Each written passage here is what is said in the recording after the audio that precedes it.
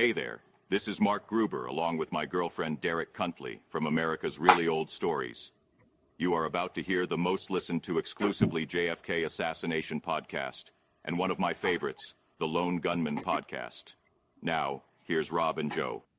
Oh, you gotta give him that hawk and spit on that thing. Section 107 of the Fair Use Act of 1976 provides protection to use copyrighted material for research, analysis, education, and commentary purposes. We here at Loose Moose Productions reserve that right. Now, on with the show. Here's Joe B and the Triple B. Hey, Aunt Udine, how's things in Texas? Everything is going to hell down here in Texas. Hands on Triple B and Joe B. Joe B and the Triple B, baby. Triple B and Joe B. Rock on, get Joe Morelli. Triple B and Joe B. Joe B and Triple B, baby. Triple B and Joe B. Rock on, get Joe Morelli. We're coming in. I want to seek the truth about JFK. Here's the long going podcast. And here we go. And here we go. And here we go with another half of Frozen Rob. Yippee-ki-yay. Honestly, people, I don't know what's going on with this thing. We're just going to let it ride. Hopefully it'll work itself out again. Anyway, welcome to the show. This is episode number 300. 301 of the Lone Gunman podcast. The DPD, we're going to be putting them under a microscope. And we're going to be discussing a 20-plus-year-old article written by Sherry Feaster, who has since passed away. But she was a crime scene analyst, I believe, for the Dallas Police Department. Or if not Dallas, somewhere else in Texas. I'm not 100% sure. And, you know, she put various theories out there and everything. But she also wrote a paper kind of comparing what the national standards were in accordance, you know, with 1963 versus how the Dallas police performed, if you will. And we're going to be going through a lot of it and analyzing a lot of it and see how the Dallas police fared against national standards of practice, of investigation, chain of custody and the evidence, crime scene, contamination, and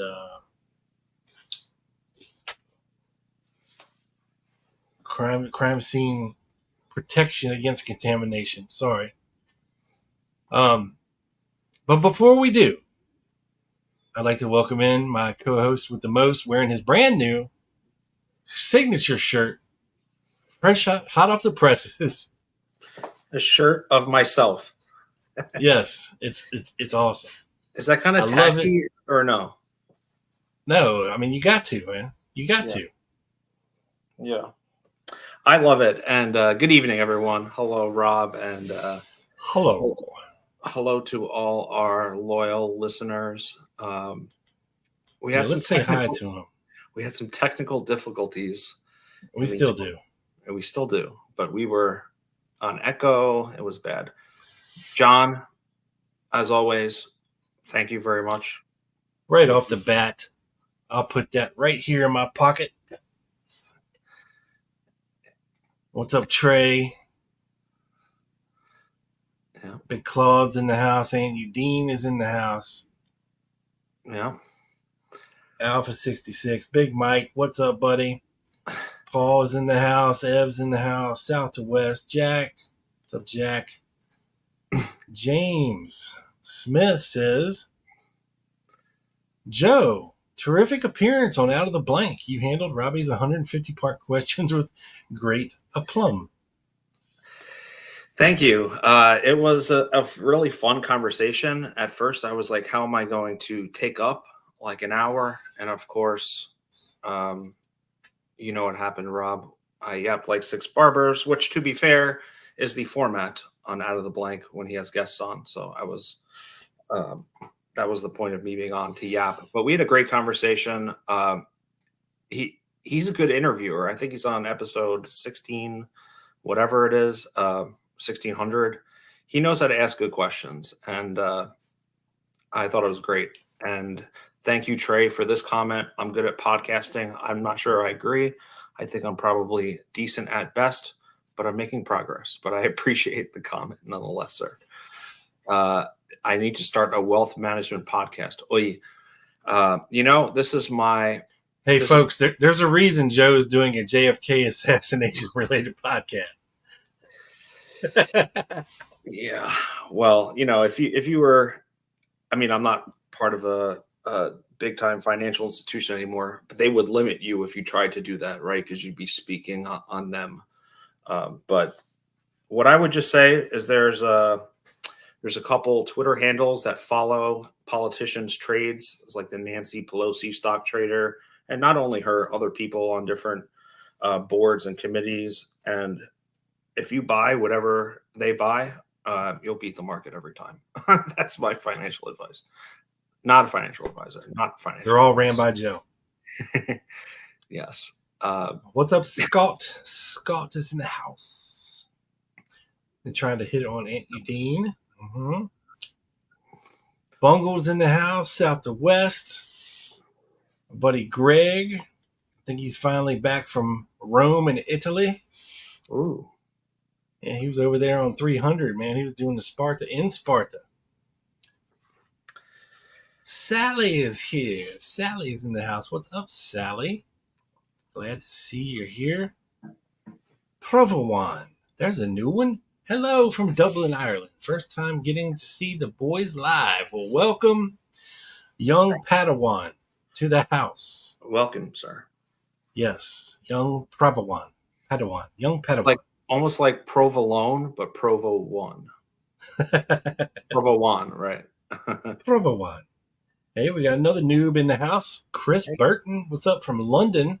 Hey, Chris. Chris. Hey, Sally's over there too. Maybe we can set you all up on a blind date. Chris says he always listens. Bless you. Oh. Sherry Feaster, Deborah Conway's sister. She was, yes. Yeah. And yes, that's who Deborah was speaking about when America's Very Old Stories interrupted. Yeah, you're correct, Mike. Do we have that soundbite? Not handy. Because I won't say his name, but the guy who said that is now my Instagram friend. And he messages me like a day or two after the show, or in this instance. Yeah, me too. Days, and it was like, great show. So he's the man. He's a legend for doing that, for sure. But yeah, so Miss Colleen, the Rocket Queen, is in the house. Happy Friday to you, my dear. And that comes through. I'm going to put that in my other pocket. Thank you, Jack. yeah. Oh, and we got TD, of course. Hi, Tiny. Zendar's in the house. What's up, Zendar? Don't worry, TD. We haven't really started doing anything yet except welcoming everyone into the fray, the fracas, if you will. The fracas. Joe, I'm running out of pockets here. Paula Jane comes through in the clutch. Wow. Thank you, Paula. Appreciate you. Yeah. Well, damn, Sally, that didn't take long. Already hitting on Chris all up in this. Damn it, Greg. All right. My 4 pockets are stuffed, Joe. I got no more pockets. So you're going to have to start putting them in your pockets. All right. Fair enough. Thank you, Greg. Always appreciate it, brother. I hope you had fun in Italy and Rome. It looked like you did.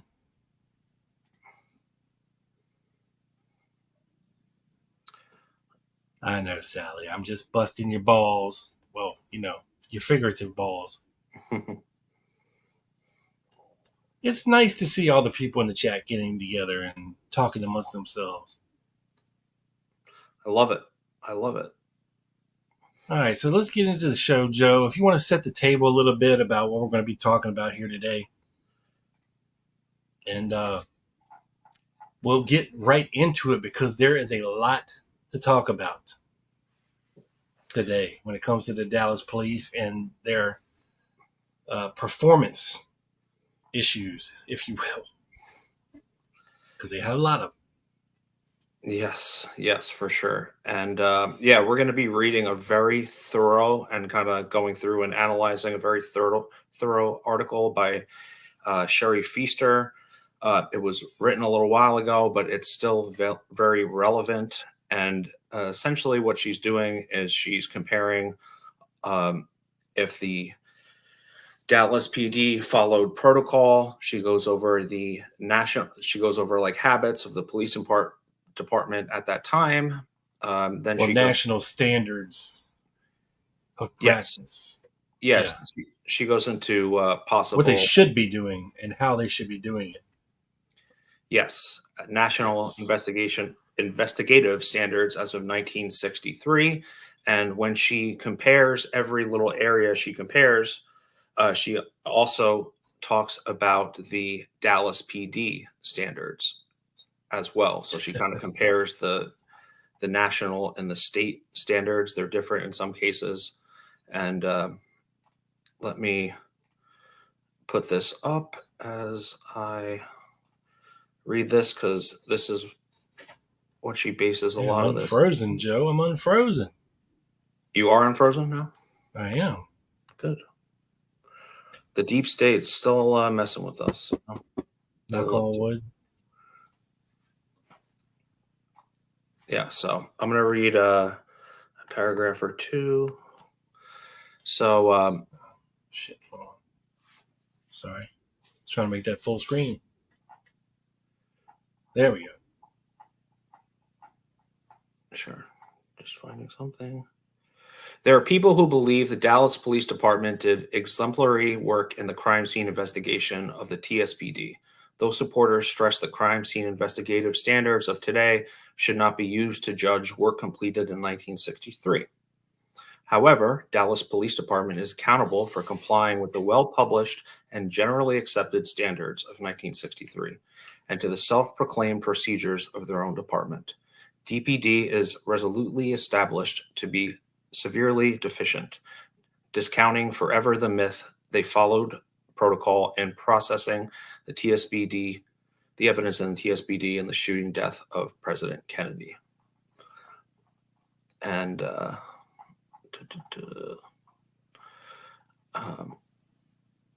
and straight off the bat, Joe, I think while Marion Baker, God rest his timid mind,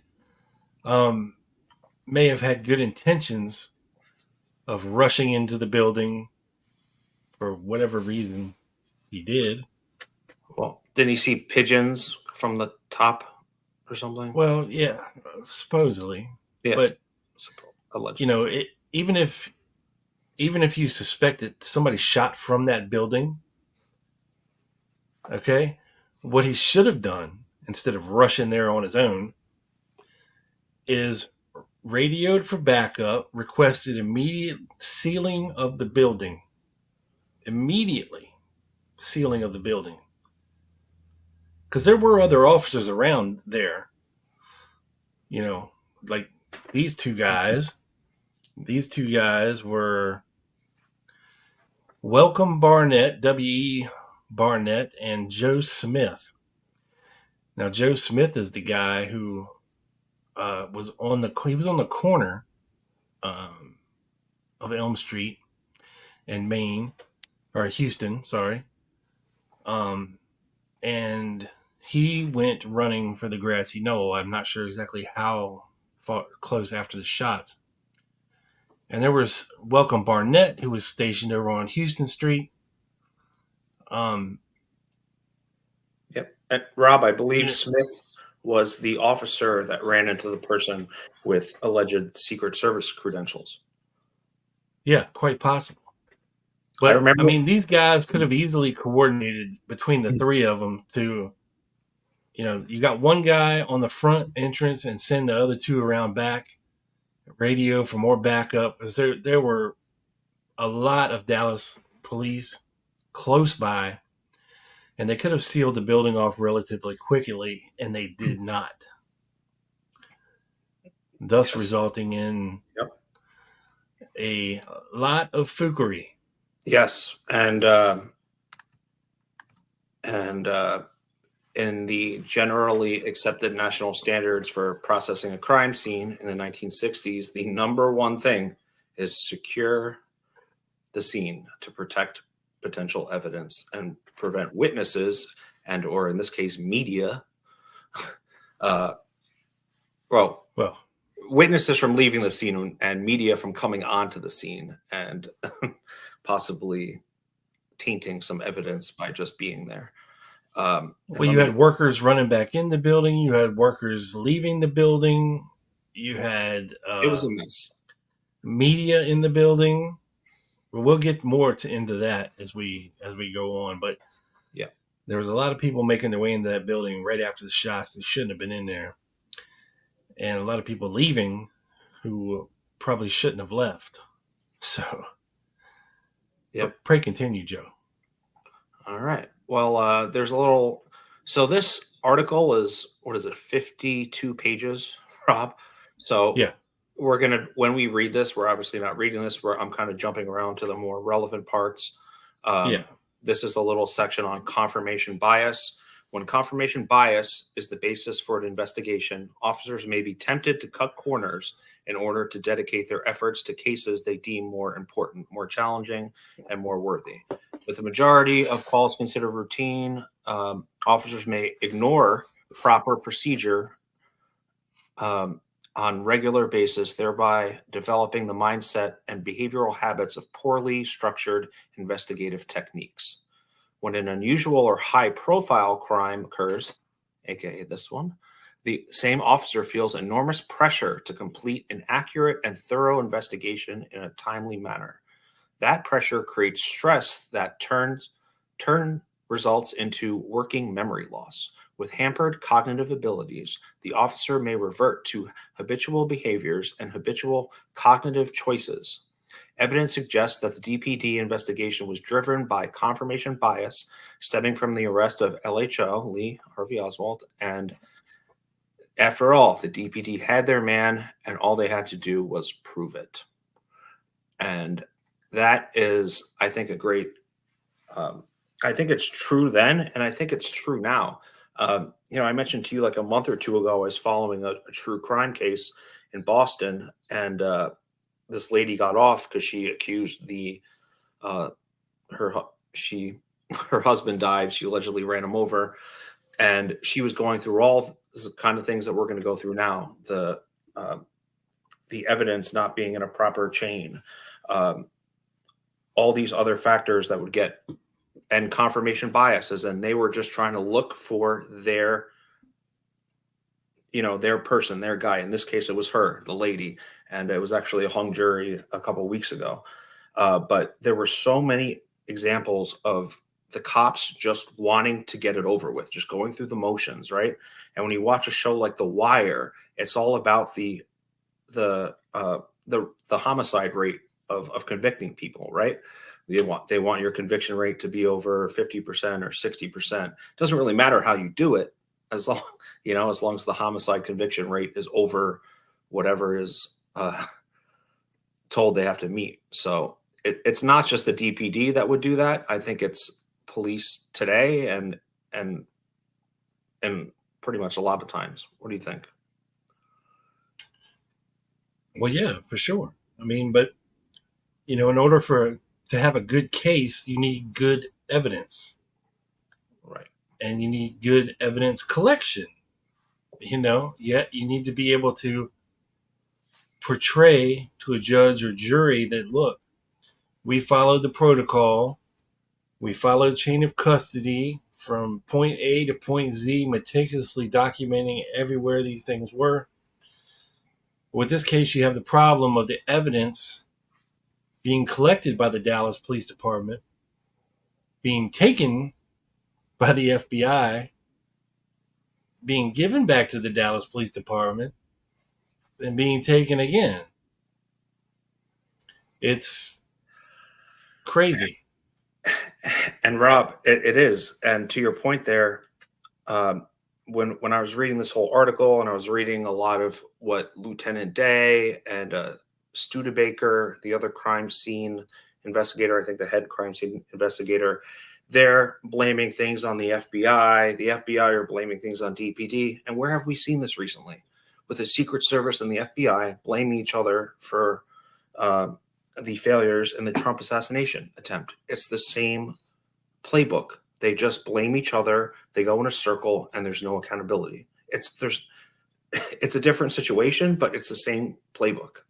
Yeah, I mean, have you seen they're blaming the acting director of the Secret Service now? Yeah. For they're saying it was his fault because he cut all these extra hours, or there was no advanced team because of this guy. He called the advanced team off, so there was no advanced team in Butler, Pennsylvania. That's insane. It is, and that's why you had a bunch of the local, state, and local tactical teams do that like 8-person interview in ABC. 8 people that were on the local and state side did a thing like the Secret Service didn't brief us. We were supposed to. We didn't have any comms with them. We just had a group text in our state tactical thing. It wasn't going to the Secret Service sniper team, counter sniper team. So it's just blaming each other. And at what point is it incompetence, and at what point is it a conspiracy? And that's Exactly. really that's the question. All right, let me get back to this here. Okay, so we're going to get into National Investigative Standards 1963. Let me put this back up, Rob.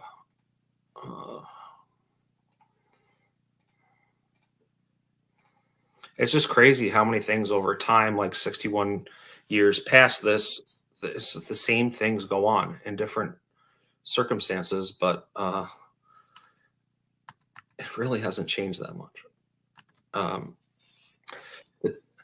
The television series CSI, Crime Scene Investigation, and other similar programs portray the modern crime scene investigators as a highly trained, college-educated technician who has received extensive specialized training in all disciplines of crime investigation. In the 1960s, crime scene investigators rarely had special training in the collection of physical or trace evidence. They relied on the tag it and bag it method.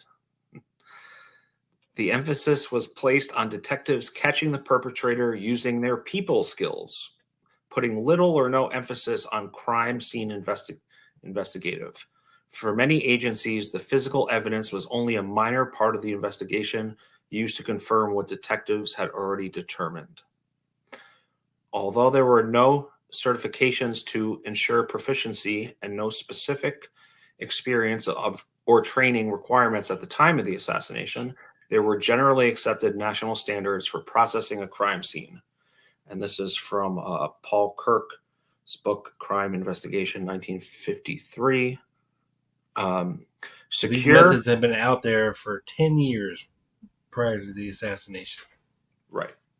Yeah. These were the generally, right. This was kind of like the basics of what you had to do. Secure the scene to protect potential evidence and prevent witnesses from leaving the scene and apprehend suspects.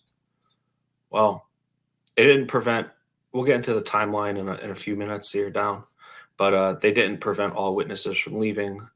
Of course, most notably Lee Harvey Oswald.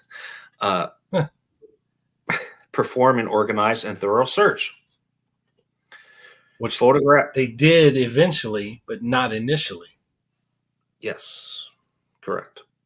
And I mean, you can't clear a building that size with one police officer. You just can't do it. No. And you especially can't just rush up to the 7th floor and work your way down. Because by the time you do that, whoever's in that building has time to get out. They're coming down while you're going up. You know what I'm saying? For sure. So That was a dumb move on Marion Baker's part. Yeah.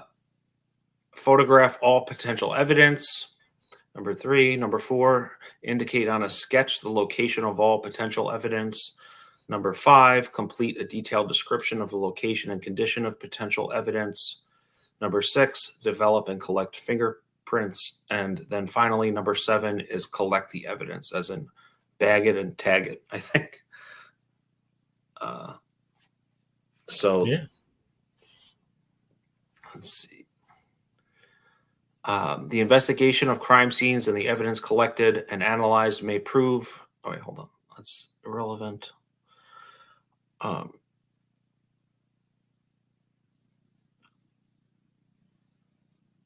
Okay, so now we're going to get into the Dallas PD and national standards. So we're not going from national to state.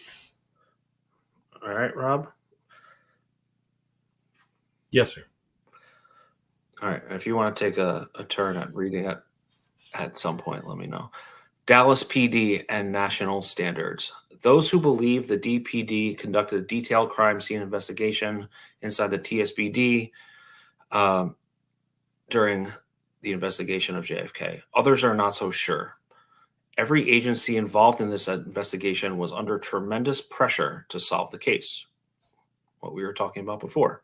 One might expect that type of scrutiny would have motivated the investigators to perform a meticulous search for clues and utilize the latest forensic techniques.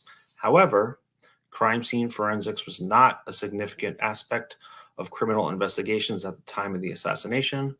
Good police work relied more on having accomplished interrogators who could elicit confessions from suspects and less on gathering physical evidence.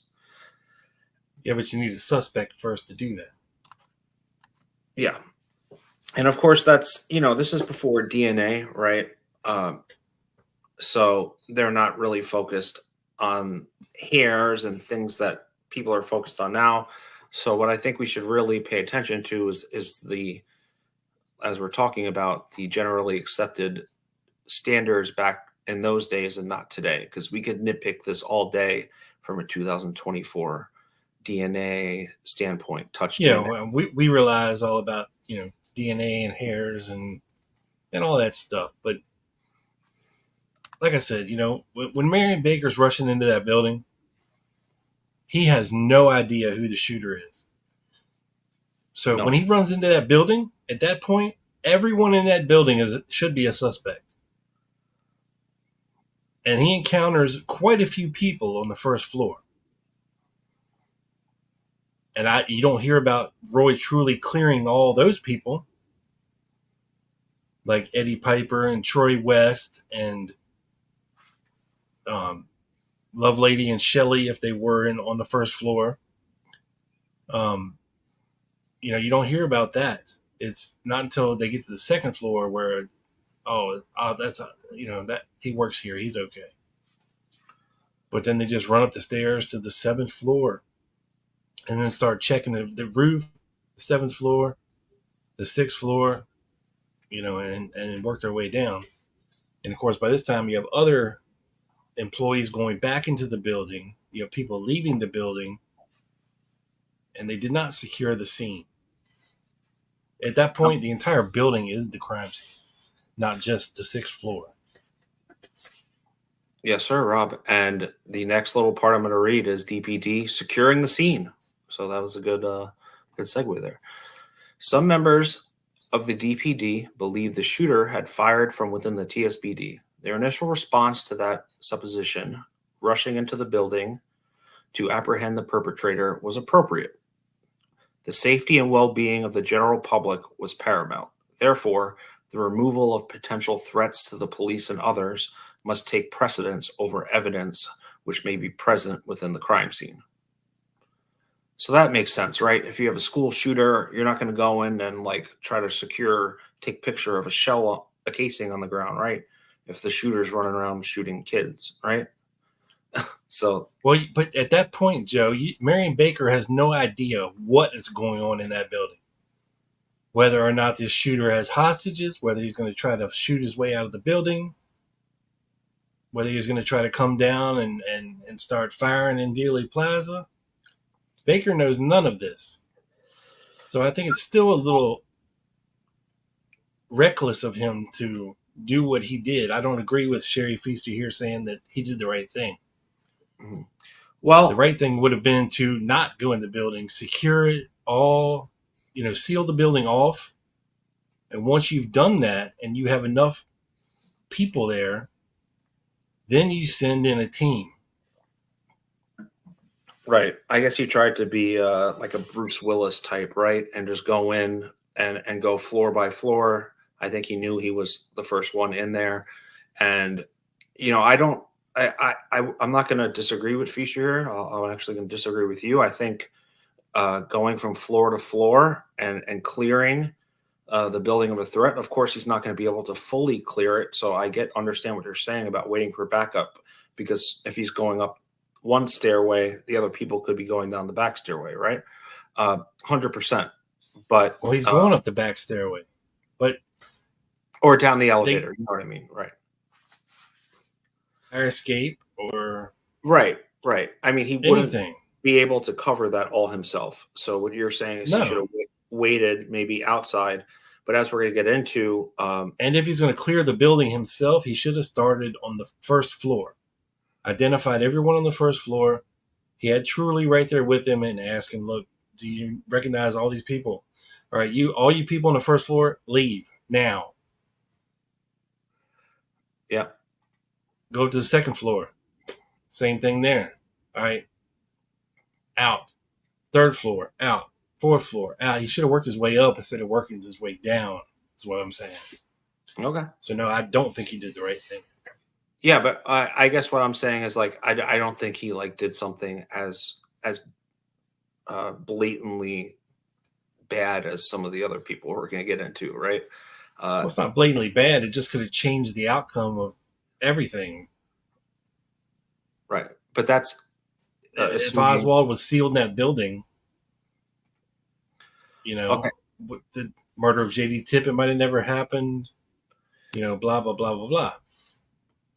Yeah, so can you see this, Rob? Because we're going to get into the timeline here, which is actually a great thing to get into. Yeah. Can you see this? Okay. Securing the scene should not have required an order from a supervisor. It is the most basic element in police work and the initial responsibility of the first officer on the scene. Oh, thank you, Rob. Yeah. Right. Every point of entry or exit available to the general public should have been protected from unauthorized entry. The fact that the scene was chaotic does not mean basic police work can be ignored. However, a Warrant Commission timeline focusing on securing the scene indicates it was bullshit. Sorry, go ahead. That's okay. At 12:30 p.m., of course, we know the shooting of JFK occurred. At approximately 12:30 to 12:32, DPD Officer Marion Baker entered the TSBD searching for the unknown shooter. At approximately 11:37 to 12:40, so you're talking 7 to 10 minutes after the shots were fired, DPD Inspector J. Herbert Martin, I'm just kidding, Sawyer, ordered the building sealed. At approximately 12:50 p.m., Secret Service... 10 minutes later. 20? 10 minutes later. Oh, number 3. Yeah. After Sawyer ordered the building sealed, 10 minutes later, Secret Service agent Forrest Sorrells entered an unsecured door at the rear of the school book depository building. Right. So there you go, folks. And this is 10 minutes after the shooting. There should have been cops all over this building on every exit and entrance, and there weren't. For sure. Weren't. And the Secret Service agent Sorrells entered an unsecured door, suggests the building was not secure. 13 minutes after, Inspector Sawyer ordered the building sealed. Unfortunately, it didn't stop there. Day stated in his FBI interview, there were many people who on the afternoon of November 27th, 63, who he assumed were newsmen whose identity he did not know. So that violates number 1 on the list, Rob. secure the effing scene.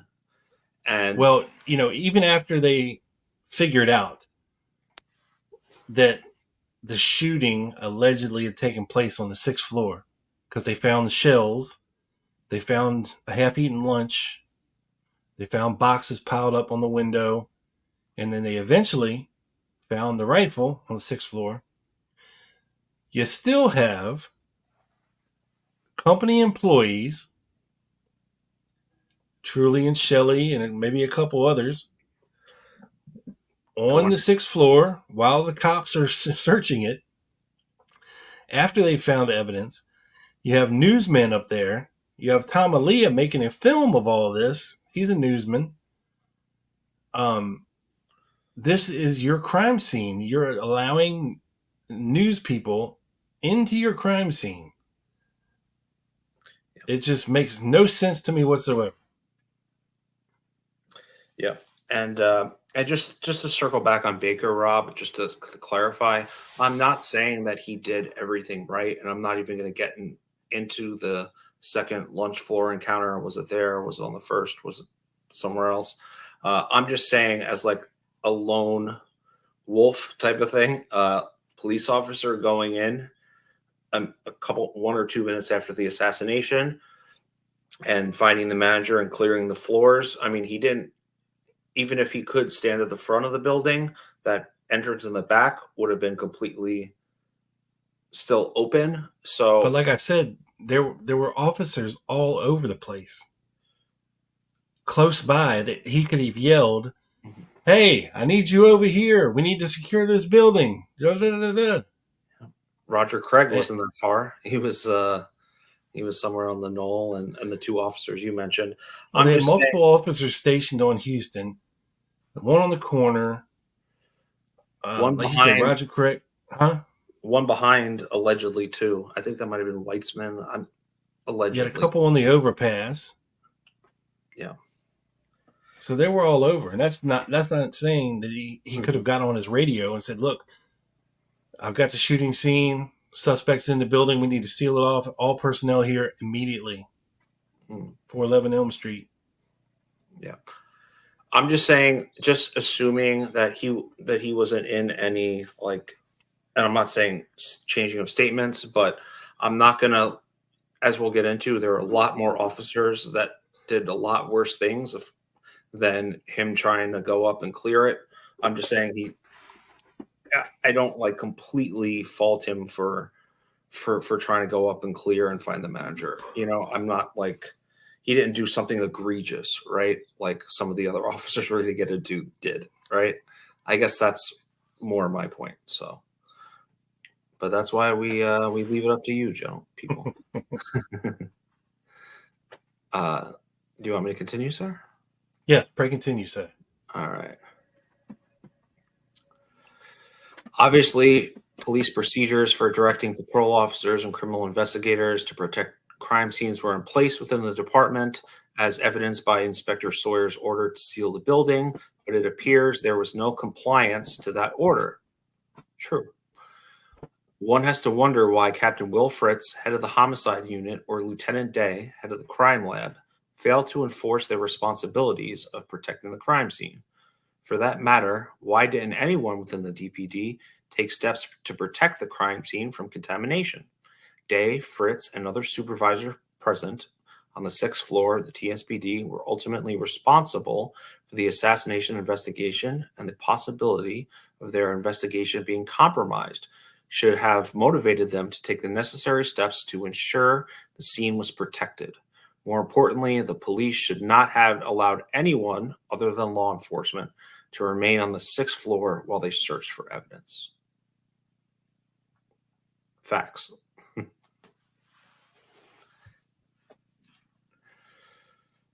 You want me to continue with news media, Rob?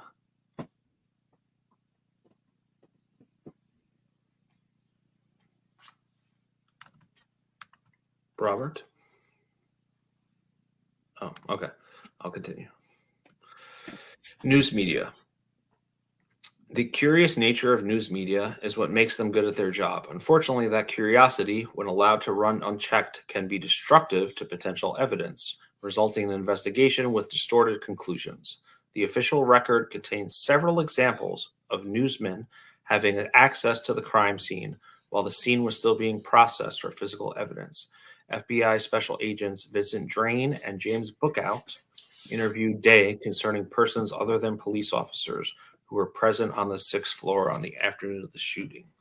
The FBI report stated, on Saturday, November 23rd, many persons unknown to him had apparently been on the 6th floor of the TSBD and had taken a lot of photographs in view of the fact that he had noticed many empty film pack cartons where the boxes were located, and the boxes had been rearranged apparently for the purpose of taking photographs. And they are talking about the boxes of books near the sniper's nest. There were literally dozens of news media representatives from radio and television stations, newspapers, and magazines on the 6th floor. He doesn't say dozen, he says dozens. That's like 24 plus, right? So then you have to kind of think, like, why were they so reckless with this crime scene? Did they just want everyone and their mother to have this type of access to the 6th floor? Because they know they'd report on it in whatever outlet they had, and that would kind of further the lone nut narrative. I don't know. That's just something that came to my mind. There were no restrictions on newsmen and law enforcement officers from moving freely about the building. Any of these individuals may have possibly handled the 4 cardboard boxes that were sent to the FBI lab for examination. So, Studebaker, who we're going to get into in a little bit, also said that the newsmen were generally looking for and examining anything that might have been related to the shooting and President Kennedy or Connally. Day and Studebaker's statements to the FBI concerning the press having unrestricted and unsupervised access to the 6th floor was corroborated by the Warren Commission testimony of Ira Beers, a photographer for the Dallas Morning News. And regrettably, he wasn't asked who let him into the crime scene. But just an example of how many news media, newspaper, television, radio, and why radio would have to be in there, I don't know. But I think that's just an example of how it was carte blanche on the 6th floor, and later on the 23rd for sure. Yeah, now Joe, in this photo, this is a crime scene photo of the shells, supposedly in front of the window. Now, what's interesting to me is that the boxes in question that were, used to set up a rest on the windowsill aren't there.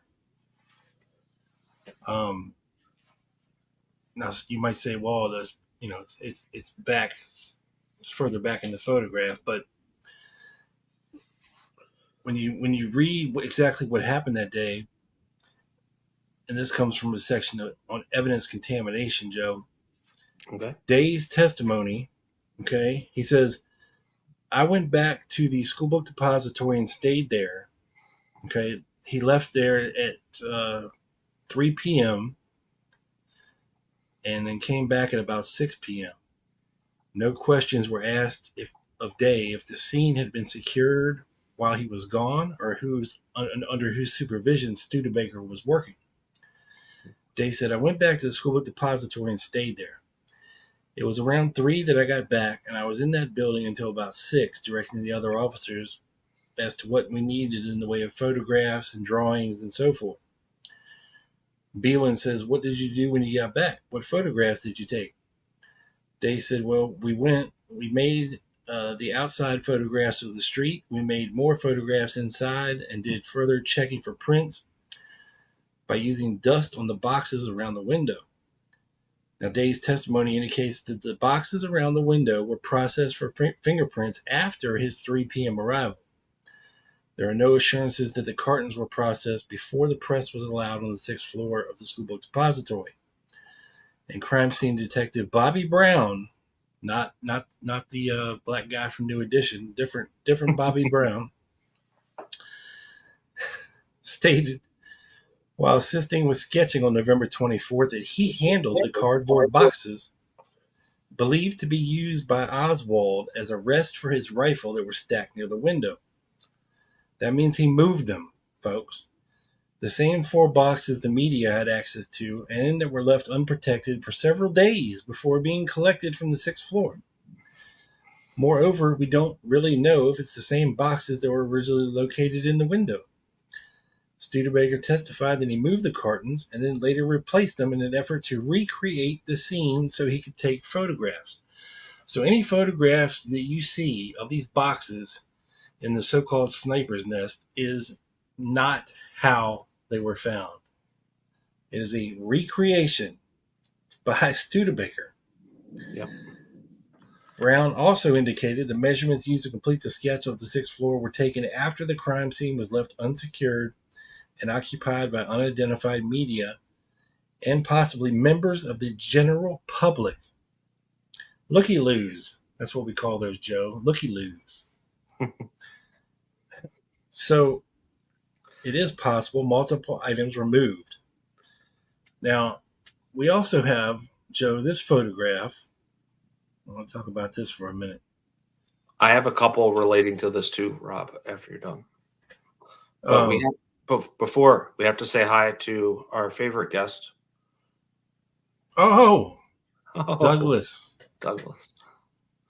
I'll be talking to Douglas in the morning. Ooh. That means there's probably a quick hits coming this weekend. So be looking for it, folks. But let's talk about this bag for a second, Joe. Now, this is allegedly the bag found on the 6th floor. This bag was not photographed in situ. That means where it was found. There are multiple indications of where this was found. Some say it was found on the floor behind where Oswald would have been crouched. Some say it was neatly placed, folded up in between some boxes of the quote-unquote sniper's nest. Some say it was just sitting on top of some of the boxes on the sniper's nest. Now, if you look at this bag, Joe, if you were to put the top of this bag, and I don't mean down on the top of his cowboy hat, but where his head would be. So if you could, like, if you had magic and you could move the top of that bag down to the top of his head, this thing would be from the top of his head probably down to right below his kneecaps. You know, and that is a long, long bag. I mean, look at how long it is. And for Frazier to say that Oswald cupped this under his armpit and carried something, he would have to have gorilla arms that knuckle dragged on the concrete to carry a bag that big. And what else got me, Joe? How is that bag standing straight up? It's got to be on a stick, or, Joe, what else could it possibly be in there holding that thing so vertical? I don't know if you want me to say curtain rods or anything, but I was going to say, depending how thick it is, right? It could be pulled down. It does look like it's kind of crinkled, wrinkled, but depending how thick pulled down onto what? Well, I'm saying if it's like part of like a bag that, part of that shipping. Yeah, but you see he's got his right hand in the bottom of the bag. Yeah, pulling it down, like extending it. No, holding it. Like a sword or a lightsaber. His left arm is coming across the front of his body and holding on to the bag. But something is holding that bag vertical. What is it, sir? I don't know. Oh. I'm just saying it could be another rifle that was brought out of the schoolbook depository. What better way, right? That's true. I mean, we have We have a lot of reports of the 7.65 Mauser. There are rumors of a British Enfield being found. I'm not going to comment on any of those, but it's possible for sure. And then we have a picture here. I'm not sure who the guy is in the front, but I know who the guy is on the steps. And that is Will Fritz, right? Mm-hmm. With his camel toe hat on. Yeah. And I'm sure that's another member of the Homicide Bureau. Holding what appears to be either a rifle or a shotgun, right? Oh, behind on his leg, parallel to it. Right. Yeah. Yes. 100%. You see that, right?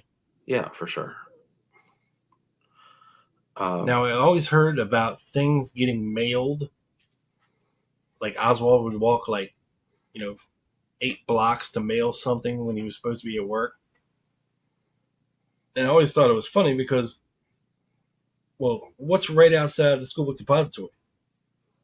2 big-ass mailboxes. Mm-hmm. What's across Dealey Plaza from the school book depository? Post office? The postal annex. But yet he would supposedly walk 8 blocks to mail something? Makes no sense. But anyway, I digress. Yeah, and Rob, just to back up a little bit, I had a picture of the window that Studebaker took when we talked about rearranging the boxes. If you want me to share that real quick. Yeah, hang on there. Okay. I just wanted to put forth, okay, why would a police officer go into a building with a rifle? Who are you shooting, bro? And it was already secured. They knew it was secured by then. Well, yeah, maybe. I mean, the guy could have been hiding in there somewhere. I mean, it's a big building, and they didn't check every nook and cranny. It took a while. Yeah, and I don't know if it's just the mid step he's taking, but it does look like he's trying to conceal it. That it would be kind of silly knowing a bunch of photographers are outside. But I'm just saying, why would you take a rifle into a building? You don't do that. You have your sidearm, or a shotgun. But that to me looks like a rifle.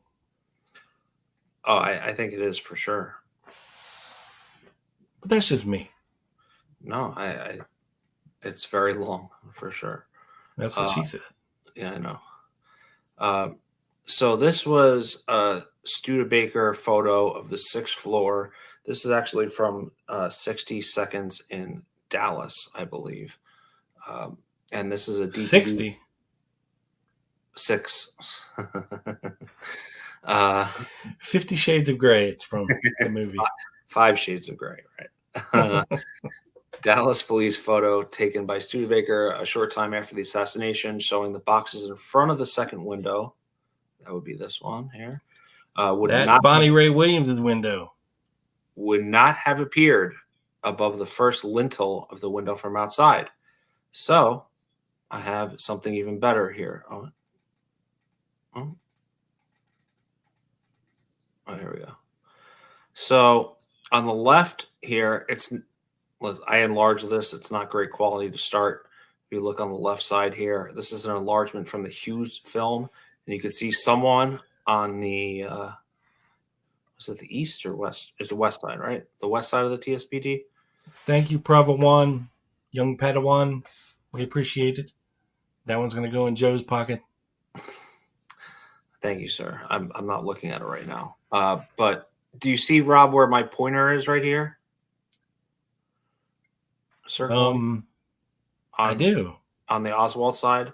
So that's allegedly, this is from the Hughes film, which was right before, I believe.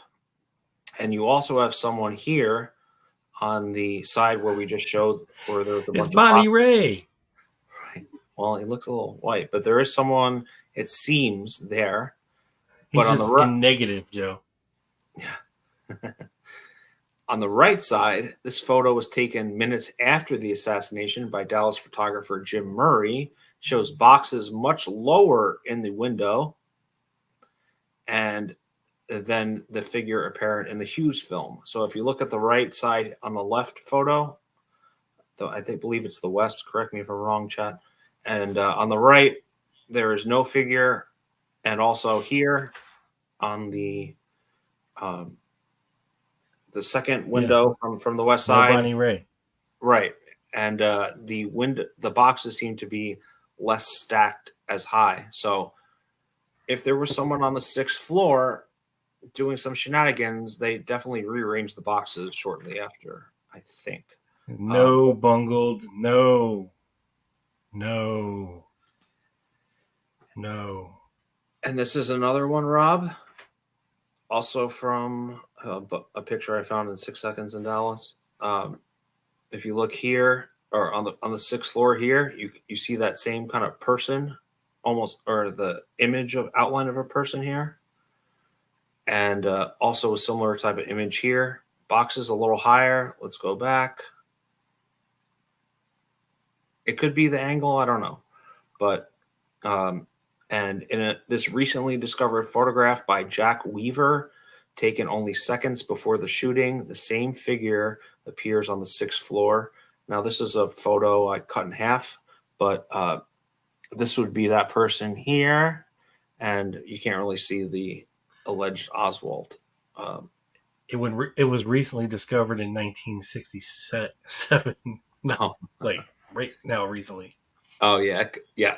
I'm just reading the thing, but that was very interesting that I found a couple of pictures of that, because this article goes very deep into the boxes and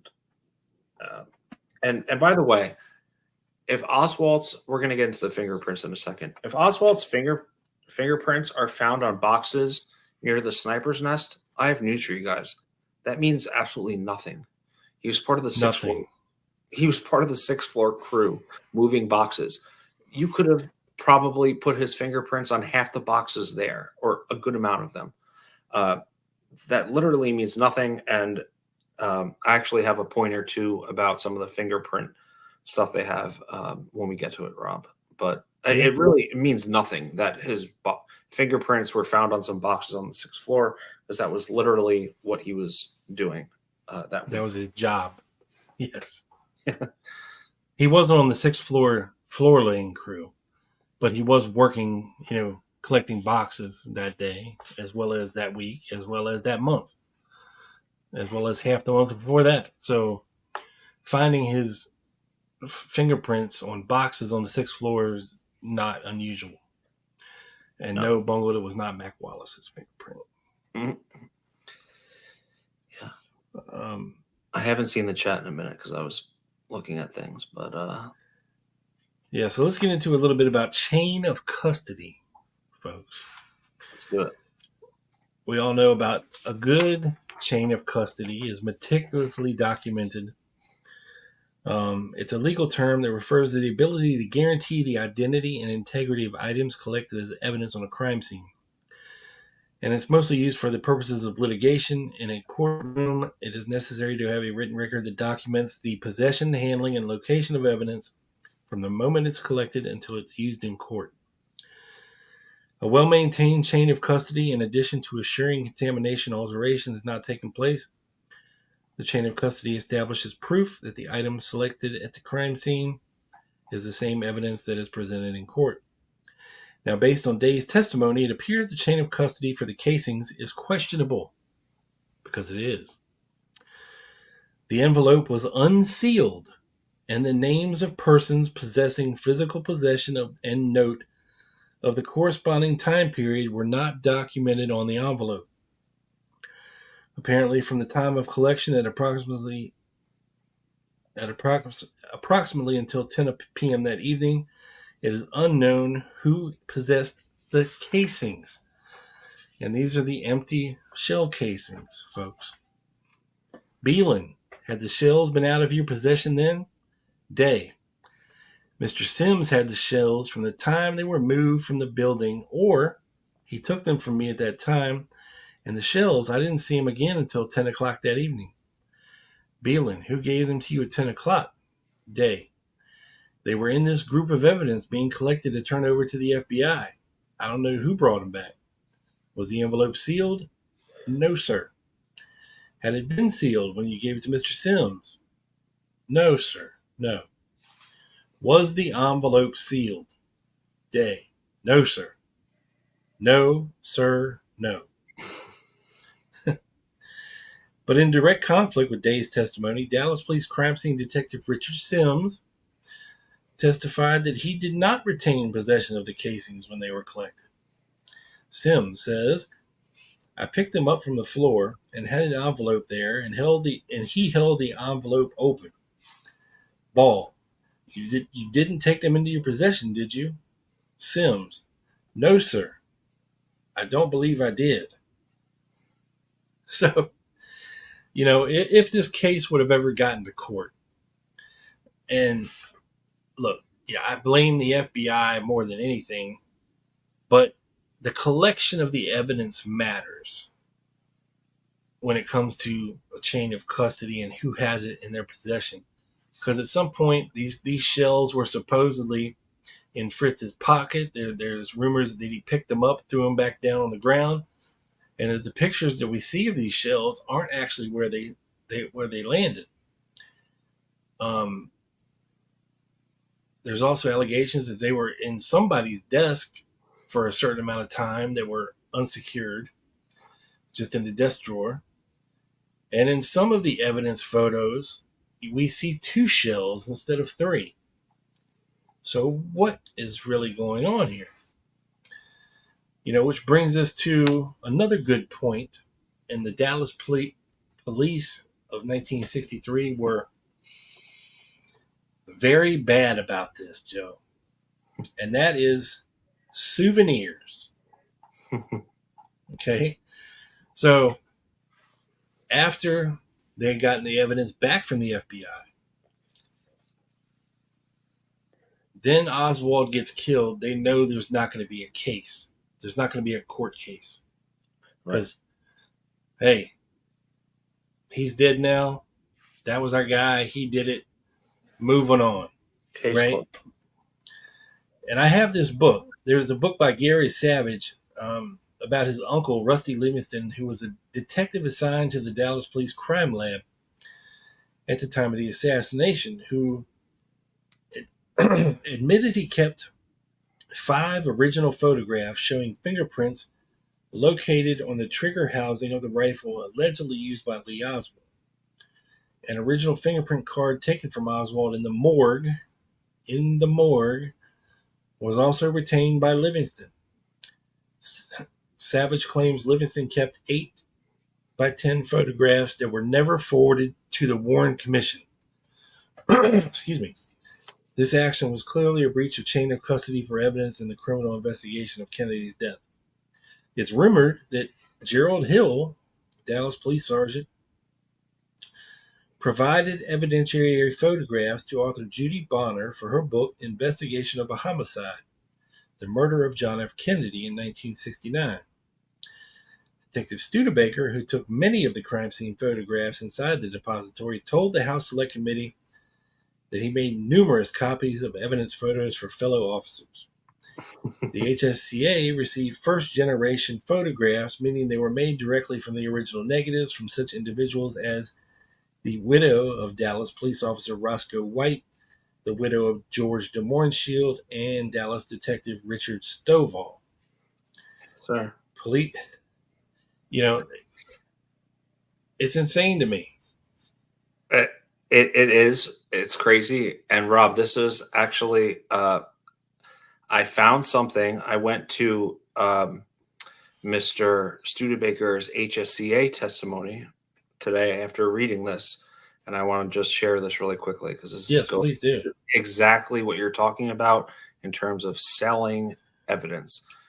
This is the HSCA testimony of Robert Studebaker. Now, this guy is asking him pretty specifically. He asked him a couple times before this about.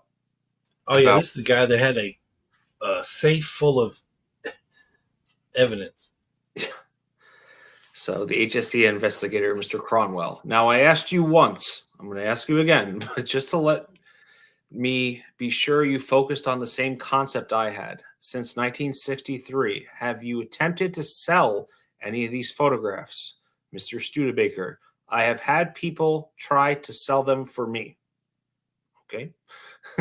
Mr. Cornwell, who was that? Mr. Studebaker, Johnny Scafuza. Grizafi said that he wanted to write a book or something, and every time somebody found out that you were part of the assassination, they wanted to make some money off of it also, and that he was one of them that tried to cash in on it. You say he had an idea for cashing in on this? Yes, sir. What was his idea? As Mr. Studebaker, as far as I can remember, he wanted to make a book, write a book about something. He could sell it for profit, but I wouldn't have sold them. They were a front for you. Cornwell goes, a what? He goes, a front, a front for me. I wouldn't sell them myself. They were selling them for me. Time out. This is ridiculous. What's the difference? That's what I'm saying. Mr. Studebaker's like, oh, I didn't sell. Cornwell's like hammering down on him. He's like, did you sell them? He's like, no, I had someone sell them for me. A front person. And Mr. Cornwell is just like I think he's kind of shocked that he's saying this, Studebaker. And he goes, I see. It says as a collection. As a collection. There was a bunch of stuff. And what was the price that this was going to be obtained? I mean, this is just gold here, guys. I don't recall. Do you have a rough idea, Mr. Cornwell? Mr. Studebaker, $20,000, something like that. So that's big money in the 60s. Yep. Folks. Quick math, add a zero. The quick math. It's not exactly, it's going to be a little more than that now. But essentially $200,000, right? From 20,000. So that's not nothing. Speaking right? of math, Joe, remind me when you get done here. What, you're going to put me on the spot with math? No, I need to do a mea culpa from the last episode. So, okay. Oh, just remind me when we're done. Oh boy. Okay.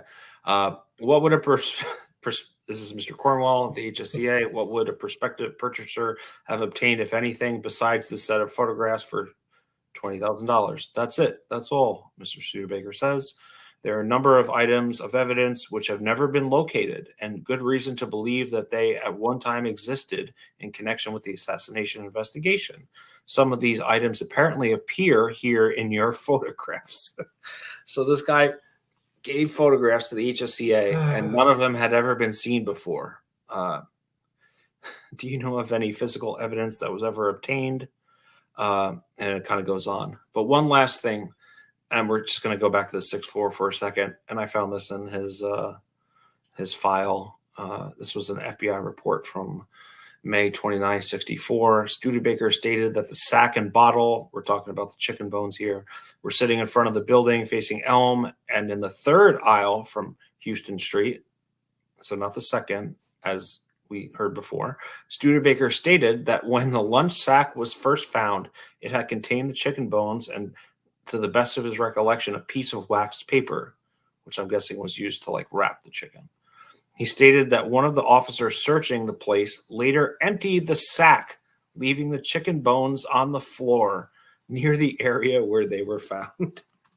So just consider an officer coming up, oh, chicken bones, just putting all these greasy chicken bones on the ground. And just we talk about preservation of evidence, right? And you just see some scafuza up there, just yeah. Now they're on the floor with Bonnie Ray Williams. Oh, whoops. Cool cigarettes, cool filter cigarette butts on the floor.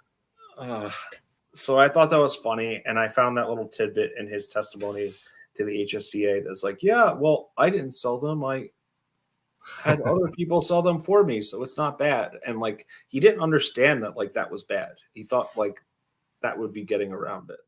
Really, and the guy, Mr. Cornwell's excuse me? What? I see. It was just really funny to me. All right, so we're going to take a quick break from this DPD investigation real quick. Okay. Just briefly, because apparently I made a statement on the last show that was basically mathematical nonsense. But at the time I said it made sense in my head for some reason. And somebody told me that I was doing Steiner math. Do you know what Steiner math is, Joe? I do not. Okay, well, in the wrestling world, right down the street from you in the World Wrestling Federation, right? Yeah. There's a gentleman by the name of Scott Steiner who used to wrestle with his brother Rick, and they were the Steiner brothers. And then they split up and went solo. And Scott Steiner did this promo. It's probably been 10 years ago. And it's only 2 minutes long. I just want to show you everybody what Steiner math is. Okay, for those who don't know. It's a good laugh, and then I promise we'll get right back into this stuff. But here is Steiner math that Rob was guilty of doing last week. Scott Steiner, it's going to be a three-way for the TNA heavyweight title at Sacrifice between you, Kurt Angle, and Samoa Joe. Now, before you get there, you have an important step tonight as you and X Division champion Petey Williams take on the unlikely duo of Kurt Angle and Samoa Joe. That always makes me laugh. Yes, I was guilty of some Steiner math last week, and I apologize for that. But now the world knows about Steiner math. Our British friends across the pond know about Steiner math. And yeah. Well, to that point, Rob, statistics, polling, things of like financial reports. Like there was an old quote from like Game of Thrones, like numbers are meant to be like manipulated. Like they're just numbers on a page. You can make them do whatever you want. Like that's why I never trust like financial reports or polling or anything. Statistics are literally meant to be manipulated. I'm sorry. Correct. That's the truth. That's just the truth. And when you quote statistics to someone in an argument, they're never going to look at the sample size or go back and look at the polling. And like, it's just all bullshit. I'm sorry. So that makes it, that resonates with me. I had never seen that before. So thank you. You're welcome. And hello, Ashley. Thank you. Let me tell you something, Samoa Joe. Yes, the new Snow and Joe, right? Yes, your Joe. The new shirt did come in. It does look good, but you know what, Rob? I got a couple new stickers. Oh, I have not seen that one yet. The Lone Gunman. I like it. And I think this is yes. And I have them up here, but they were gonna fall. But that's the since 2014 sticker. Yeah, and yeah. I have the other one somewhere. It fell, but yeah, definitely cool stickers and merch. And I think Rob and I are our biggest customers of the merch. Hey, we love our merch. Yeah, that's why we get it. We pay for it. It makes us LOL. And so Joe wearing the Joey Scars shirt is epic. I just want you all to know that. Yeah. And this is what I'm going to wear when I conquer the scooter at Lancer. Was your girl like, really, Joe? Really? She kind of had like a perplexed face. She was like, what are you doing here? I was like, Joey Scars. She knows about the scooter incident, right? Of 2023? Oh, yeah. Oh, yeah. I mean, I came back with like my arm like completely bandaged and blood. Like you got mugged in Oak Cliff. I want to say to Mike too, who braved Oak Cliff at night recently. He got some good footage of the inside of the Texas Theater that we might use in the future when we're talking about it. But when I was there, I was on the outside of it, but I didn't get to go inside. It was locked up. Nobody was there.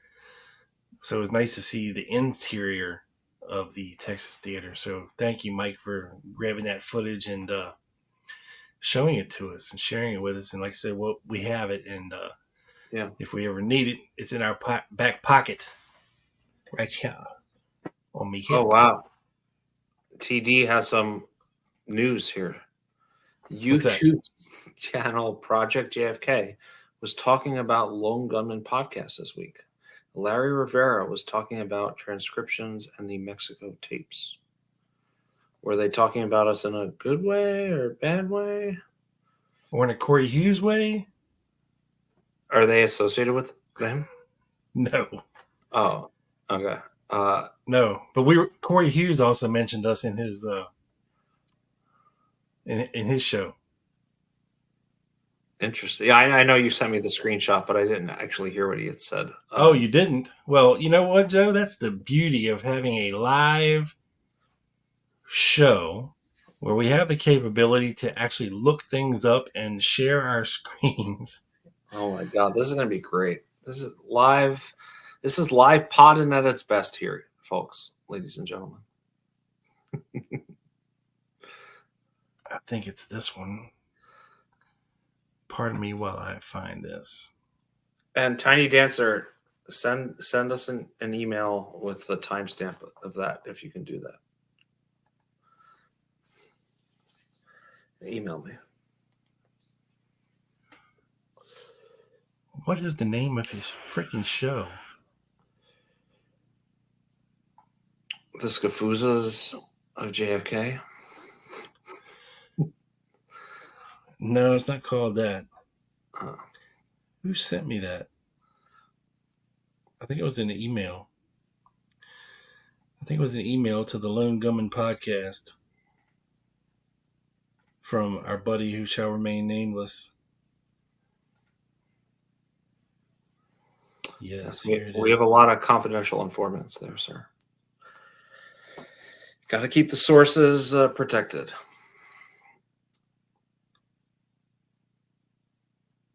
And Doug just said, read Joe Backus's new column destroys Rivera's pseudo-analysis. Okay, that's what it's called. What? I'm not even going to mention it on here and give him any. It just will allow me to find the clip I need. Maybe. Yeah. Wow. Did he erase his channel? No. Okay. Probably blocked you. Well, let's just say I left a not so nice comment. Yeah, I did leave a pretty... That's what you sent to me, I think. Nice comment. It wasn't that not nice, though. I thought it was fine.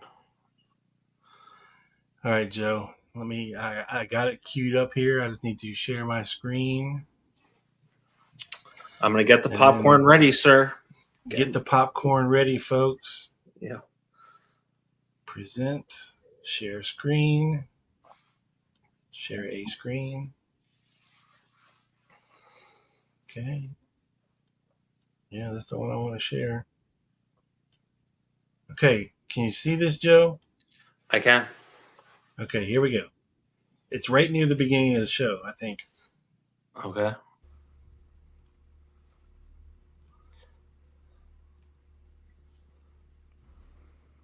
Good morning, everybody. Welcome back, Corey Hughes' Bloody History. So we spent a little bit of time on Bloody tampons. Otto Skorzeny. We spent a little bit of time on Otto Skorzeny. Reinhard Gehlen. And if you're interested in more information on Reinhard Gehlen, We're not. And the Gehlen organization, I highly advise that you tune into my Substack, which is bloodyhistory.substack.com. And everyone else involved which in focuses Operation on World War II, Hitler, Holocaust, all that good juicy stuff that no one wants to touch. Yeah. So, but I've been spending a couple days here on Jack Ruby. We've got literally more pages of Jack Ruby documents to get through than we'll ever be able to get through. And so the only good place to start is at the beginning. And so we're 85 pages into this 4,723 page file. Now, obviously, we're not going to steamroll through this. This will take years to get through. But we're going to spend some time on it because we need to, because I have a feeling that amongst these 15 or 16,000 pages of Jack Ruby files that we have, there's some nuggets of juicy stuff in there. Like in the first 100 pages, we've already got the statements of the guy who saw Jack Ruby down in Houston on the 23rd, right?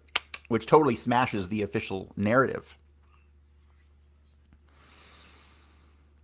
Because Jack Ruby was supposed to be in Dallas all weekend, but he wasn't. Samuel Ruby was in Dallas. Jack Ruby went to Galveston. And on the 23rd, he seems to have stopped at a store and bought the.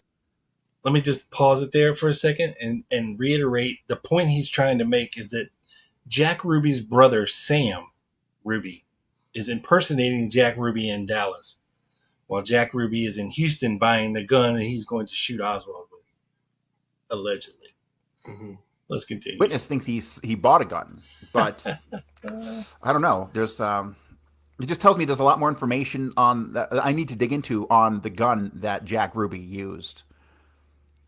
So one thing I need to point out is that a lot of this research, things on like the gun itself and like the serial number and its history and where he got it and all this has really been done before. Like it's been tracked before.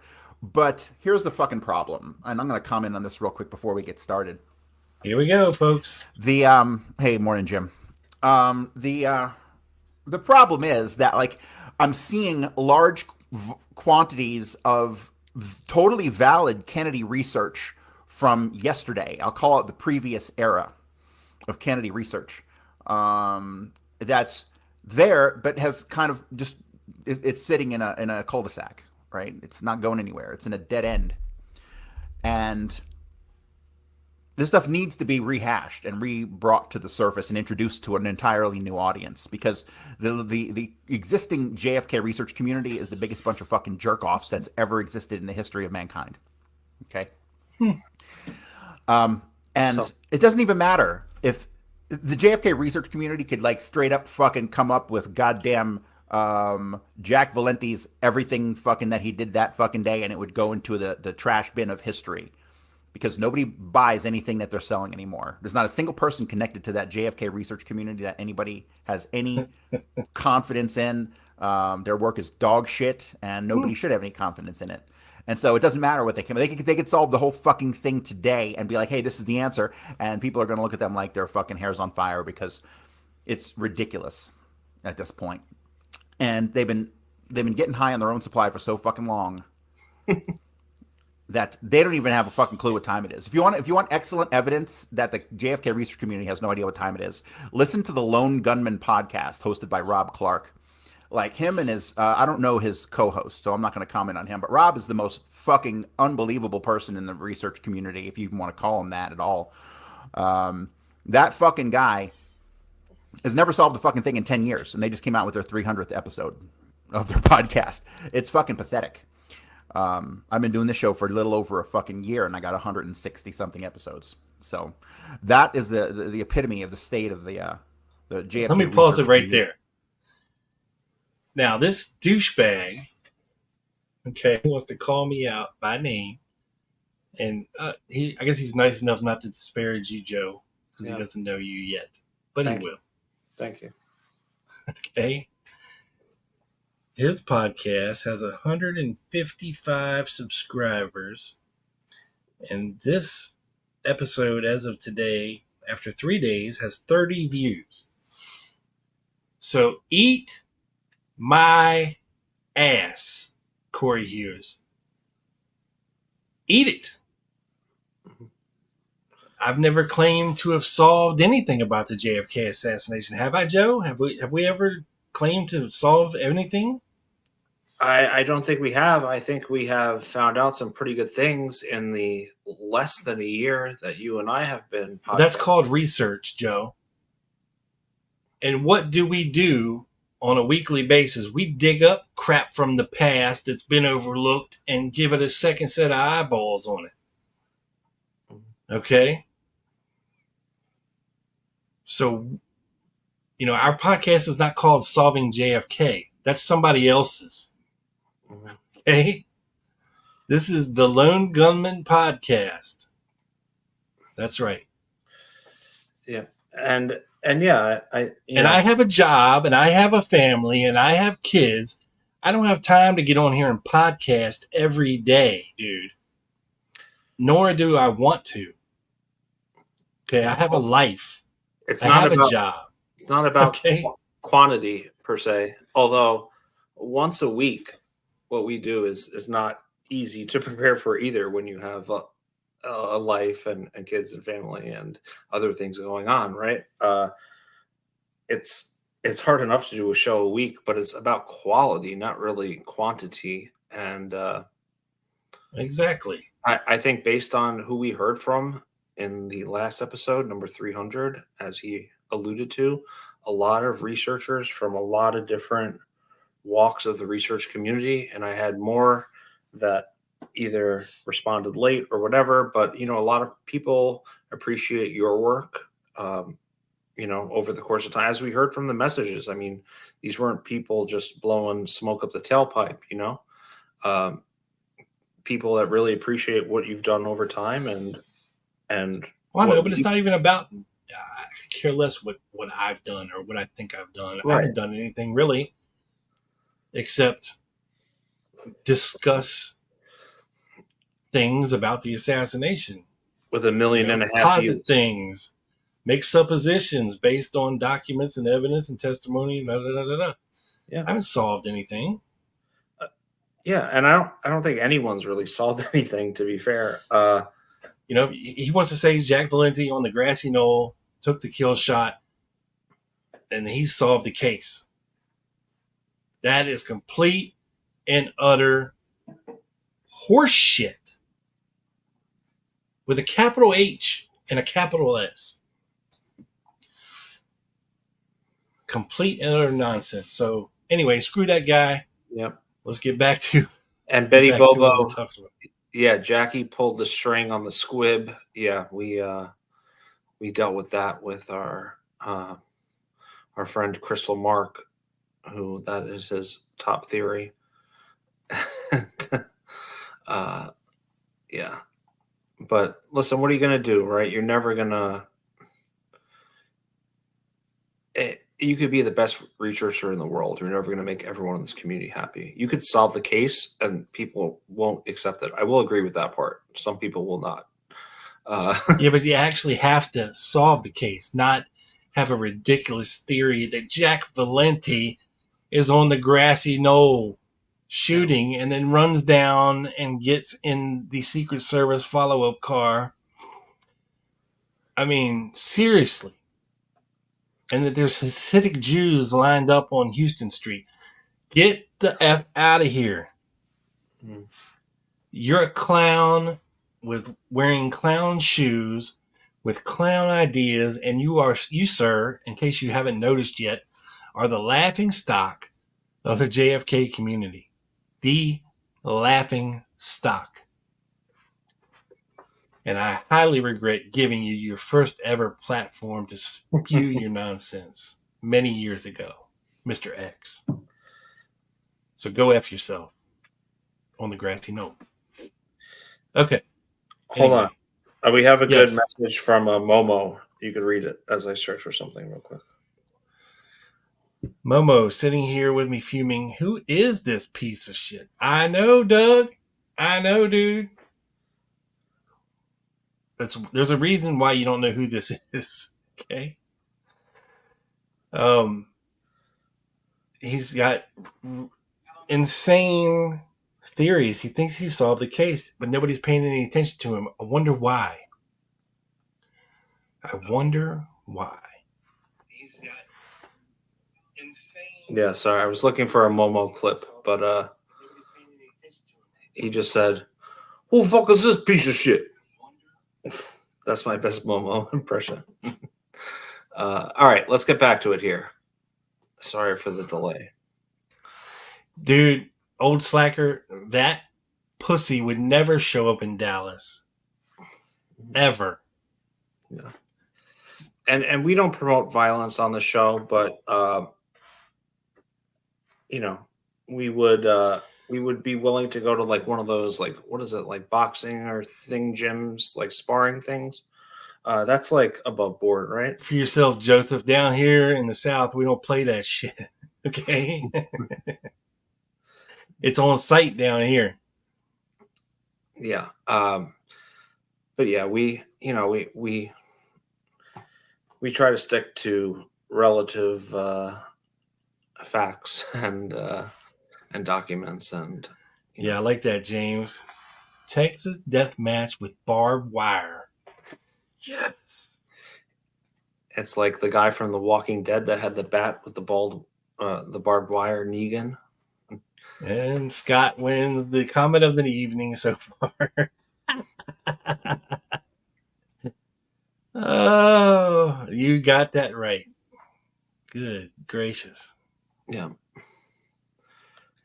I do All some right. Steiner math over his fallen body. Let me tell you something. Corey Hughes has a 0% chance, and Rob has a 157% chance of winning.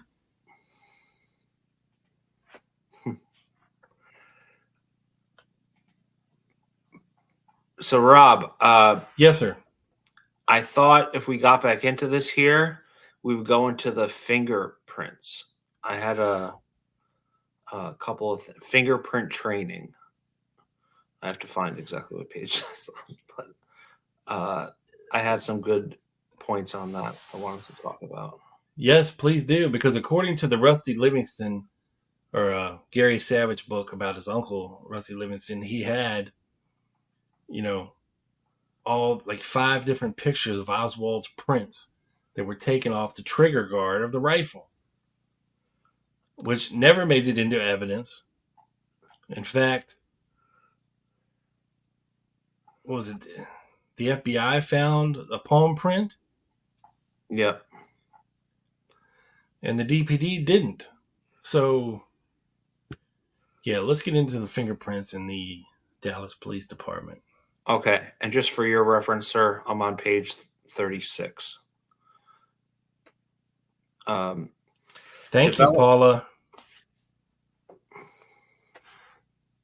Oh, Paula, thank you very much. Second sticker because I'm highly pissed. Yeah. When I first heard the stupid shit, I was pissed too.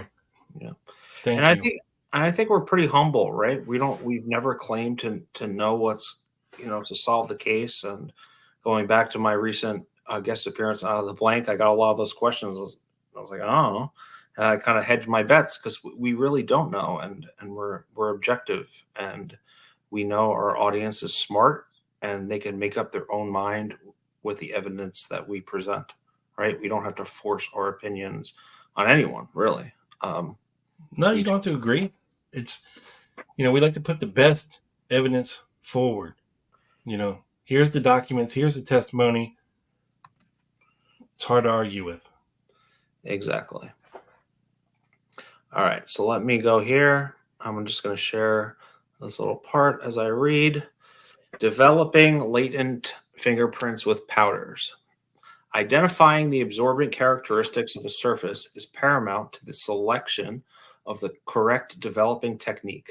Latent fingerprints or porous surfaces such as paper, cardboard, and wood should be developed chemically. Latent fingerprints on non-porous surfaces such as glass, metal, and plastics should be developed with powders. So this is important.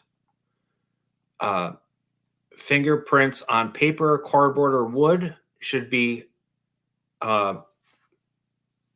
processed one way, and fingerprints on non-porous surfaces such as glass, metal, and plastics should be processed with powders in a different way. The most common method for developing latent fingerprints is by a technique known as powder dusting. Fingerprint powders are created from the volcanic ash and come in various colors to ensure contrast with the surface containing the latent print. The fingerprint powder adheres to the moisture and oils left by the skin and are transferred to the surface upon contact. The powder is applied to the surface using a fiber brush, and the particles attach to the moisture of the impression. The print becomes visible. Once the print has been fully developed, it should be photographed in place and then removed from the surface with adhesive tape. Developed in 1950. Sorry, go. Didn't they dust the boxes? We're going to get there. Which classify as porous material? I'm going to get there, I promise, sir. Thank you, Perpetual Concepts. Wow. Cheers to the Lone Gunman community. Absolutely. Thank you. Thank you very much, sir.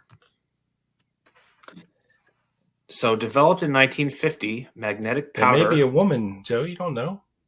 Oh, It's a very sir vague or name. ma'am. Perpetual Sir, Concepts. You are right, sir or ma'am. Although it is a picture of a guy, so Is it? I don't know. Maybe, I'm not sure. You never know these days. You can't be too safe. But thank you. Looks like sir, Ryan Reynolds. Sir or ma'am, or he or they or theirs or them. No, we love you, Perpetual Concepts. Thank you again. Yes, we were busting your balls. We know you have them. Yes. Developed in 1950, magnetic powder was useful on textured, non-metallic surfaces, including some paper. This paper was comprised of regular fingerprint powder mixed with magnetized iron particles in place of a fiber brush, a magnetic... With what, Joe? Say that word again. Fiber brush? No. Magnetized? Yeah, that one. Magnetized? Yeah. Iron particles? Did I say magnetized? Magnetized. You were giving the British pronunciation. Hey, that was for Sally. Like aluminium. That was for Sally. I hadn't made a speech mistake in a long time, so it was only. Well, that was a good one. I'm visualizing the shirt now. The latent print was developed by gently moving the ball of the magnetic powder over the surface to be processed like regular fingerprint powder. Magnetic powder particles attached to moisture transferred from the friction ridges, blah, blah, blah. At the time of the assassination, chemical development of latent fingerprints on the paper or porous surfaces commonly included the use of silver nitrate, ninhydrin, or iodine. Each chemical... That's like fumes from superglue. Which one? Ninhydrin? Maybe. I don't know what the hell that is, Joe. Each chemical reacted to a different component of latent fingerprints and could be used consecutively on paper products. Silver nitrate was the most common method used in 1963, was dependent upon a chemical reaction with silver chloride present in fingerprint deposits. Silver nitrate has been in use since 1891. Wow. To develop latent fingerprints on paper or untreated wood. The use of ninhydrin was known to develop 50-year-old prints from paper products. Ninhydrin solutions were introduced in the mid-1950s, so they would have been the most recent technology, as a method of developing latent prints and applied by spraying, swabbing, and dipping, reacts with amino acids. There were several techniques available to the DPD to assist with developing latent fingerprints. Using the correct methods of developing prints from a variety of surfaces increases the investigator's chance of success. So remember, we talked about the different techniques from paper and from glass and plastic, right? The absorbent... Hey, Scott, is that what you get when you see a Lamborghini?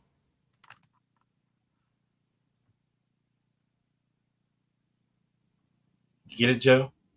A Carbona? I do know. I was reading. See, I knew it. PC is a 46-year-old dude in our target demographic. That's right. Oh, wow. We don't have many of those. Well, you know what's funny? Because, we have a lot of women, here as listeners. So I went on YouTube statistics and stuff where they tell you, your demo, who listens and all that stuff and how old they are. Yeah, the analytics. Yes, that word. And it surprised the heck out of me, Joe, because our audience, let's see here, age-wise, our biggest demographic, and Perpetual concepts, you were right. It's 45 to 54 in at 32%. And then second behind that is 55 to 64. And then after that, it's 65 plus. So we got a lot of old folks listening. A lot of oldies, but goodies. Yeah. The youngins will come. They'll come. 3%, 25 to 34. That's crazy. But the women representing at 15%, which is pretty big for a topic such as this. So thank you, ladies, for listening and showing up and being interested in what we're doing here. Yes, we love our ladies for sure. Let's see. So back to the fingerprinting really quickly. Silver nitrate and nitrogen would have been part of the curriculum. What? Part of the what? I guess it's curriculum. Oh my! What is it? Curriculum. What? I can't. I'm getting tongue tied. Stop it. Curricula. All right, moving on. Volta. It's bro. I've been reading like it's a hard C, bro. I've been reading pages. It's it happens once in a while. Curriculum. Yes, you didn't even say it right either. Yes, I did. Better than I did, but I said it better than you. I know you did. I'll give you that. So based on Lieutenant Day's testimony, it appears he attended an advanced latent print school conducted by the FBI, which combined his 15 years of experience, should strongly suggest he would have been familiar with the available chemical latent fingerprints development techniques at the time. Powders are not the best choice for developing prints on paper products, yet it appears that was the only process used on the 6th floor of the TSBD. So, Lieutenant Day, who was in 15 years of doing this type of thing, and then went to a specialized FBI school for fingerprints, used the wrong method for getting fingerprints off the cardboard boxes, which is really inexcusable there. I mean, come on. And you have to almost wonder if that's an intentional thing, in my opinion. Well, I think it's just ineptitude. Well, it's one or the other, right? Because you got to figure, Joe, how common was it for them to have a case of this magnitude where they had to gather every single shred of evidence and, down to, buttons and flyers and shell. I mean, just everything. 100%. And so Fritz, and particularly Day, should have been made certain that a chemical development technique was utilized on the cardboard boxes discovered adjacent the window believed to be the shooters. However, it appears only powders were used to develop latent prints. And this is a little clip from, I think it's Warrant Commission, Mr. Beelan. Let me ask you this, in an effort perhaps to save time. In all of your processing of prints, did you use anything other than this black powder at the scene that day? No, sir. So, yeah, I mean, did he intentionally use the least efficient method of fingerprinting on the cardboard boxes? And if so, why? I think we just talked about that, but that's what I have written down. And this is Lieutenant Day parading the rifle around DPD headquarters with his fingers all over it. And a very sour look on his face. Very sour. And a bow tie. Look at that. He does not look happy to be there, Joe. No. That is for sure. Yeah, there's so many instances of evidence mistakes here in terms of custody. But the biggest breakdown of all in Dallas Police Department in this case Joe, you ready for this? It's the I'm biggest ready. breakdown of all. Let's do it. Protection of the suspect. Yeah. Seriously. I mean, every time I see this photo, it never ceases to amaze me that how James Lavelle does the lean back and does nothing to try to. I mean, he's got his hands down Oswald's pants, right? Yeah. But he's way too late on the draw when it comes to doing something about Jack Ruby. I mean, as soon as he stepped out with a gun like that, he had time to react, and he didn't. And that's what gets me. Not to mention the fact that you have 20 Dallas police officers within 10 feet of Oswald, and this is what happens. Yeah. Never ceases to amaze me. Yeah. And this 52-page article here doesn't even go into that. So that'd be another 50 pages. Right. Which is crazy. But if you want, I could read the conclusion really quickly. Yes. All right. So, conclusion. The DPD's investigation of the TSBD created doubt concerning their ability and truthfulness that is still being addressed today. Not all evidence was collected. The authenticity of the collected evidence is in question, and there is no documented, uninterrupted chain of custody for the collected evidence. So that pretty much mean if there was a trial, at least in today's terms, a bunch of that evidence would be thrown out. If there's no chain of custody, it's thrown out. It can't be used in trial. Conflicting testimony is a strong indication of critical evidence being compromised and of crime scene staging for photography purposes. Oof. Overwhelming evidence suggests that officers conducting the investigation inside the TSBD failed to follow national and department protocols. The media had unrestricted access to the crime scene and evidence, compromising the integrity of the investigation. Officers improperly collected key evidence, then recreated the scene in an attempt to disguise that fact. And then the same officers testified under oath that the crime scene had not been compromised. The crime scene was processed by Studebaker, who was markedly inexperienced, poorly trained, lacking the necessary skills for such an assignment, without proper supervision. Well, yeah, because he was selling pictures for hundreds of thousands of collections for hundreds of thousands of dollars. And I'm sure he wasn't the only one. You know, all these other people had copies of photos, Oswald poses that the Warrant Commission didn't even have. You know, it's insane. Yeah. And poor choices concerning photography, sketching, fingerprint processing, and the collection of evidence dominated the investigation of the TSBD.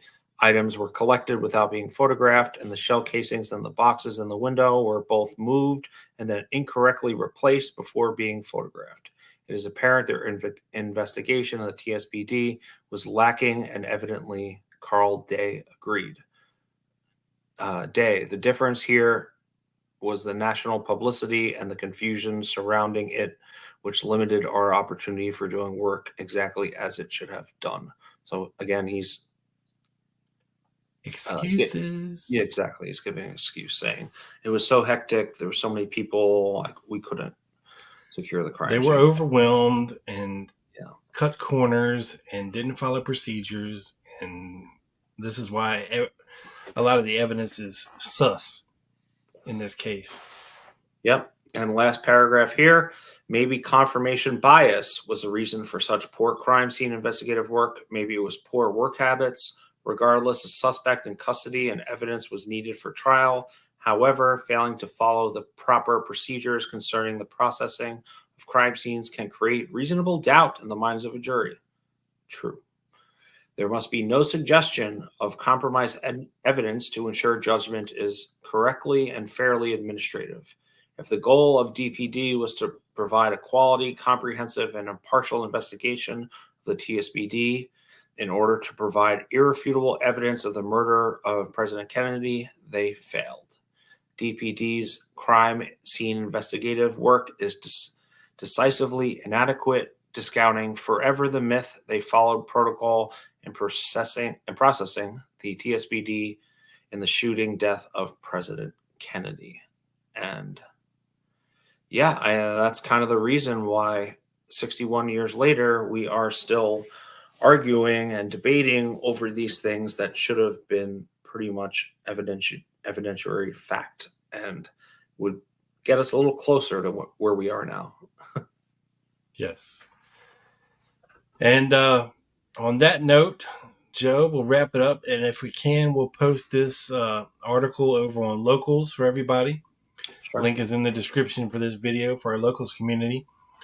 Also, if you're planning on going to Dallas this year and you're planning on going to the Lancer Conference, we can save you some cash. Sheesh. If you follow the link in our description, use the code GUNMAN10 when you're checking out. You can save 10% off of any ticket package that Lancer is offering, however you want to do it. Yeah. And And if you would like to get, what's that, Joe? and the ticket to see me conquer the scooter is absolutely free. Yes. Yes. And if you'd like to get your Joey Scars Memorial t-shirt, the merch link is below as well in the description. And if you need some hot, sultry, spicy sauce in your life, there's only one place to go, folks. And that's Silk City, baby. Use the code GUNMAN to save 20% off your entire order. So check it out. And now we leave you with some beautiful AI-created music sung by a lady, Joe. Oh boy, here we go. I think you'll like this. Okay. You'll like this. We're going to stay with this for a second. So thank you, everybody, for hanging out with us this evening. We had a blast with you, as usual, and thank you for everybody that donated to the cause. We appreciate it. And yeah, here is the Lone Gunman's Quest as we rock out with our socks out. Legends unfold, a tale of shadows, mysteries untold, but truth is obscured in the depths of the night. The Lone Gunman podcast sheds a flickering light.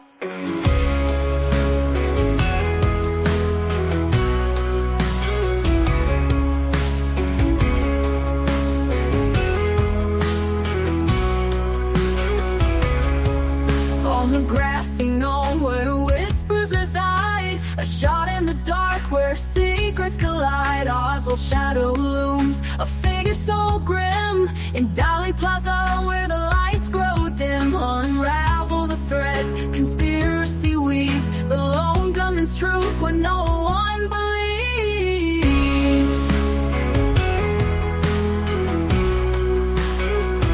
Oh. Jack Ruby's dagger in history's hand, echoes of gunfire across the land, the echoes of chaos, the nation in grief, the Lone Gunman's quest for belief.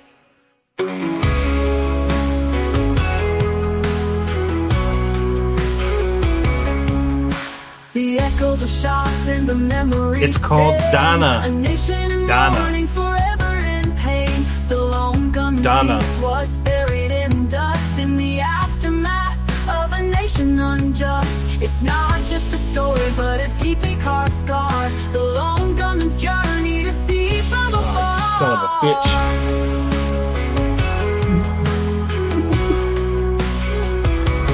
Jack Ruby's Donna. dagger in history's hand, echoes of gunfire across the land, the echoes of chaos, a nation in grief, the Lone Gunman's quest for belief. Come over here, you stupid AI thing.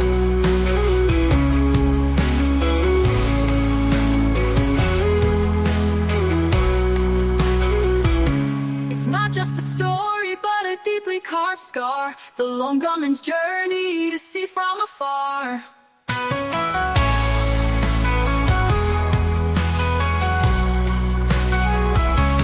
Jack Ruby's dagger in history's hand, echoes of gunfire across the land, the echoes of chaos, a nation in grief, the lone gunman's quest for belief, the lone gunman's quest for belief.